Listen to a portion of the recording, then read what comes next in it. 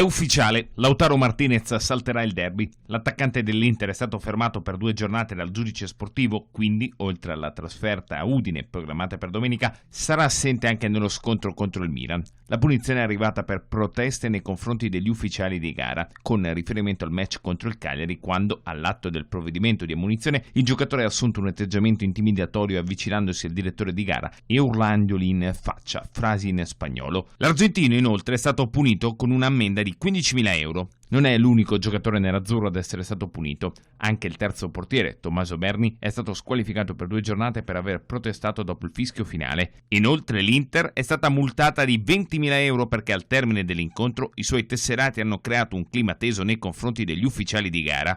Conte invece non è stato sanzionato.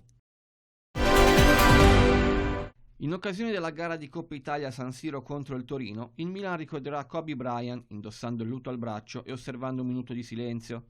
La società rossonera lo ha comunicato tramite i propri account social, scrivendo: in accordo con la Serie A, stasera indosseremo il lutto al braccio in memoria di Kobe Bryant, scomparso in un tragico incidente aereo, insieme alla figlia Gianna Maria e altre 7 vittime.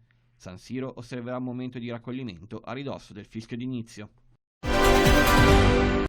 Matteo Politano è ufficialmente un nuovo giocatore del Napoli. L'annuncio è arrivato contemporaneamente da un post di benvenuto pubblicato sul profilo Twitter del presidente partenopeo Aurelio De Laurentiis e da un comunicato sul sito ufficiale della società, in cui si legge: il Napoli annuncia l'acquisizione delle prestazioni sportive di Matteo Politano, con la formula del prestito con obbligo di riscatto. Il giocatore classe 93 è stato ceduto con la formula del prestito biennale. All'Inter dovrebbero arrivare 3 milioni più 19 di obbligo ed eventualmente altri 2 di bonus.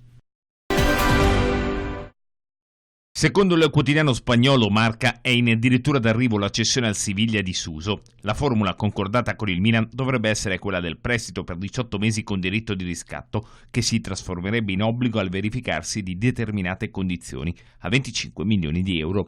In realtà il DS degli andalusi, Monchi, vorrebbe provare a far abbassare la cifra del riscatto, forte anche della volontà del calciatore, che ha ormai deciso di lasciare Milano. Suso è un'esplicita richiesta dell'allenatore Julien Lopetegui.